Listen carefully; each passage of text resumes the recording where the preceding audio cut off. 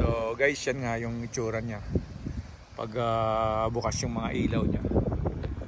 Yan. So diba guys, magara tingnan. Yan. So yan yung ilaw niya pagkagabi siya guys. So ayan itsura niya pagkagabi.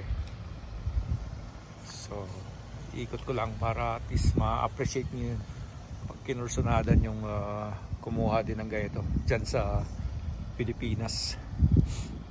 Maganda siya guys, sulit. Hindi siya ganong kamahalan, pero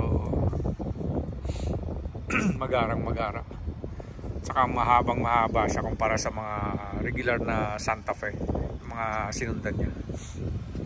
So guys, so yan naman yung pintuan niya pagkagabi, mga illumination yan. So yan yung guys. Saka guys, mind you, meron din tong sunroof ha. Yan o, may sunroof siya. So ganda. Yan.